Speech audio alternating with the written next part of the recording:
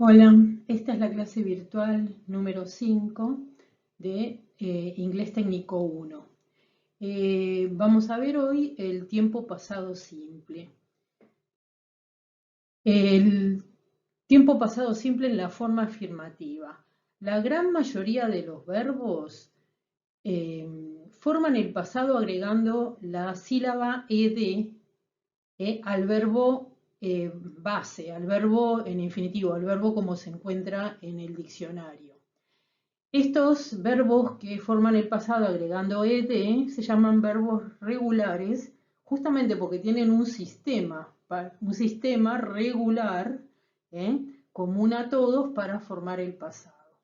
Bueno, el verbo work, que ya lo hemos visto en presente, que significa trabajar, lo he conjugado en pasado.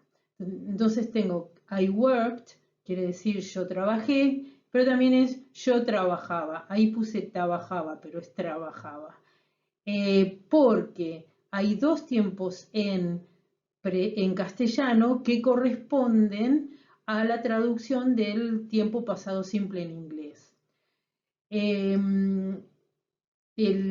La forma de el sistema de agregar ed a todos los verbos regulares, vemos que se repiten todas las conjugaciones. Para todas las personas agrega ed el verbo y no hay cambios como había en el presente, que solamente las personas del singular cambiaban y agregaban S, los demás no cambiaban. Acá todas las personas agregan ed. Entonces, bueno, sigo con la segunda, que es you worked, vos trabajaste o vos trabajabas, he worked, él trabajó o él trabajaba, she worked, ella trabajó o ella trabajaba, it worked, ¿se acuerdan que it no se traduce? Entonces, esto lo puedo traducir como trabajó o trabajaba, o también funcionó o funcionaba, como si estuviera hablando de un aparato, por ejemplo. Bueno, y así sucesivamente. We worked, you worked, they worked. Vemos algunas excepciones ortográficas para estos verbos regulares, es decir, para los verbos que forman el pasado agregando ed. Por ejemplo, el primer caso, si el verbo termina en e en el infinitivo, no va a agregar ed, solamente agrega la d. Por ejemplo, smoke como verbo quiere decir fumar y el pasado, ven, que es regular, se logró agregando la d nada más porque la e ya estaba. Smoked. Segunda excepción, a ver, verbos que en infinitivo terminan en y. En este caso pueden pasar dos cosas dependiendo de la letra que antecede a la y. Si la letra que antecede a la y es una vocal, el verbo agrega ed normalmente sin que pase nada extraordinario. Por ejemplo, play, que recuerdan que jugar, el pasado played. Stay, que ya lo habíamos visto también, es permanecer, el pasado stayed. ¿Por qué siguen esta forma tan regular? Porque adelante de la Y hay una vocal. Ahora, por otro lado, si la letra que antecede a la Y es una consonante, ya va a haber unos cambios más. La Y es reemplazada por una I latina y después recién se agrega ed. Por ejemplo, study, estudiar, fíjense que adelante de la Y tiene una consonante, la D. Entonces el pasado va a ser studied. Cambió la Y por I latina y agregó ed. Apply es otra más. Apply quiere decir solicitar, o apply for es solicitar. Apply solo es aplicar. Antes de la Y tiene una L. Bueno, es una consonante. Entonces el pasado va a ser applied, previo cambio de la Y por la I latina y después se agrega ed. Bueno, otro caso de cambios gramaticales o cambios ortográficos es cuando un verbo en infinitivo termina en consonante precedida por una vocal fuerte.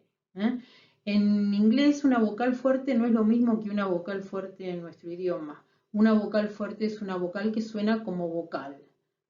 A, O, no como diptongo. No va a sonar como dos vocales.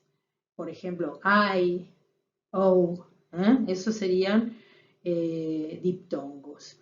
Bueno, pero si tenemos una vocal fuerte y que está precediendo a una consonante, bueno, antes de que se agregue ed, se dobla la consonante. Por ejemplo, clap quiere decir aplaudir. La A, que está previa a la P, suena como una vocal, no suena como un diptongo. Clap. Bueno, y ven que aplaudió, aplaudieron, aplaudimos. El pasado, para formar el pasado, se dobla la P final y después recién agrega ed. Stop es un verbo conocido, quiere decir parar. Bueno, la O, adelante, la que está delante de la P, suena como una vocal fuerte. Entonces, antes de agregar ed al verbo para formar el pasado, se dobla la consonante. Stopped, doble P. Bueno, estos que estuvimos hablando son los verbos regulares. ¿Qué diríamos que son el 90% de los verbos? Y cada vez que se inventa un verbo, en cuestiones de tecnología o de ciencia, ese verbo es regular. Pero, hete aquí que existen unos cuantos verbos que no son regulares. ¿Qué quiere decir que son irregulares?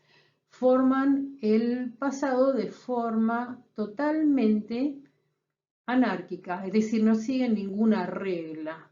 Y yo no tengo más remedio que aprendérmelos, porque no los puedo deducir. Por ejemplo, el verbo go, que quiere decir ir, forma el pasado con otra palabra completamente diferente, es went. Imposible de deducirla, hay que saberla. El verbo make, que es hacer, el pasado es made. Y similarmente buy, que es comprar, fíjense el pasado qué diferente que es, bought. La lista de verbos en pasado, que no es tan grande como los verbos regulares, es decir, la lista de verbos irregulares en pasado, ustedes la tienen en el campus y esa lista debieran conocerla. Es decir, ustedes debieran reconocer el verbo si está en presente o en pasado y saber su significado. De todos los que aparecen en esa lista, que es una lista no demasiado extensa. Bueno, a ver, traducimos algunas oraciones. We went to the Signal Laboratory. Went dijimos que era el verbo ir en pasado. Bueno, ¿qué dice ahí entonces? Nosotros fuimos al laboratorio de señales, voy a decir yo. También decir señales, si dice signal en singular. Bueno, ahora como no me pueden contestar ustedes, lo dejo ahí la pregunta. Ya hemos hablado de eso muchas veces. Es decir, signal es un sustantivo que está actuando como adjetivo. Entonces, nosotros fuimos al laboratorio de señales. Número 2. They made a heavy machine. Made, hace un ratito les dije, era el pasado del verbo hacer. Bueno, a ver qué dice. Entonces, ellos hicieron una máquina pesada. Y la tercera, the men bought a new screen. Bought, hace un rato dijimos que era el pasado de buy, que es comprar. Entonces, los hombres compraron una pantalla nueva. Vamos a ver cómo se hace la forma interrogativa. Para hacer una pregunta en pasado, uso adelante del sujeto, adelante del pronombre en esto que vamos a ver, la palabra did. Did es una palabra que no se traduce, al igual que do y does en el presente. yo les había dicho que no se traducía, pero que tiene una función importante. Did me indica que es una pregunta en este tipo de oraciones, que está antecediendo al sujeto, me indica que es una pregunta y que es una pregunta que está en pasado. Entonces, did I work? ¿Yo trabajé o yo trabajaba? Did you work? ¿Vos trabajaste o vos trabajabas? Did he work? ¿Él trabajó o trabajaba? Did she work? ¿Ella trabajó o trabajaba?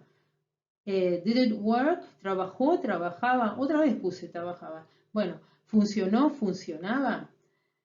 Etcétera, etcétera. Fíjense que did se usa para todos los pronombres. No es como en el presente que para algunos usaba do y para otros does. Y cuando aparece did en la pregunta o en cualquier tipo de oración donde aparezca did, porque ahora vamos a ver que también en oraciones negativas se utiliza, el verbo va en infinitivo. Fíjense que el verbo no está en pasado. Si yo pusiera el verbo en pasado en una pregunta y está did, estaría mal. Es incorrecto. El que marca el pasado es did. Y no hace falta poner el verbo en pasado, sino que todo lo contrario, no sería correcto. Vemos la forma negativa, se logra usando esta palabra did y la palabra not, acompañándolo. I did not work, yo no trabajé, you did not work, vos no trabajaste, y así sucesivamente.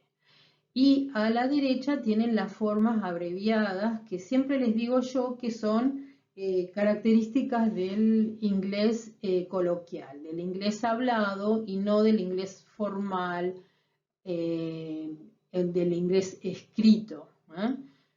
Entonces, bueno, I didn't work, you didn't work, esto es bastante regular.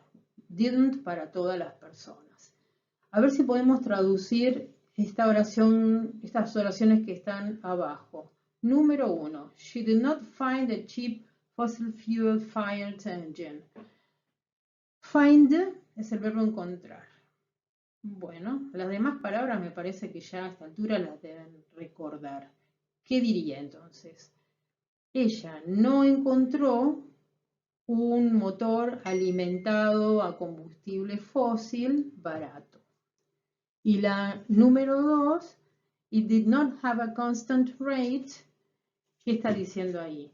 No tenía una velocidad constante. Bueno, vemos el caso ahora en que did se usa en oraciones afirmativas para expresar énfasis en pasado. Es decir, teóricamente did no tiene que aparecer en una oración afirmativa. Si aparece, es por algo. Es decir, no es porque se equivocó el que la escribió. Entonces, estén atentos a eso. Ejemplo, they did finish the chapter. Ellos sí terminaron el capítulo o ellos sí que terminaron el capítulo. Número 2. He did go to the lab yesterday. Él sí fue al laboratorio ayer o él sí que fue al laboratorio ayer. Esto fuera de contexto a lo mejor es un poco difícil darse cuenta la utilidad. Pero por ejemplo, alguien dice, che, de acá nadie fue al laboratorio ayer. No había nadie. Y alguien dice, no, ¿cómo no? Míralo a Raúl, él sí fue al laboratorio ayer. Bueno, y a ver esta oración. I did see the new teacher. Esta es para ustedes. ¿Qué dice ahí? Yo sí vi al profesor nuevo. Como de repente están todos diciendo, bueno, nadie lo conoce, nadie vio al profesor, y hay uno que sí lo vio. Él sí vio al profesor nuevo. Noten que donde está did, el verbo principal está en infinitivo. No obstante, did me marca que la oración está en pasado. Bueno, pueden hacer el ejercicio 8.1, lo revisan con las respuestas que subí al campus y después hacen el repaso 4 y también lo comparan. Atención con el repaso 4 porque hay algunas oraciones que no están en pasado, están en presente. Entonces, estén atentos.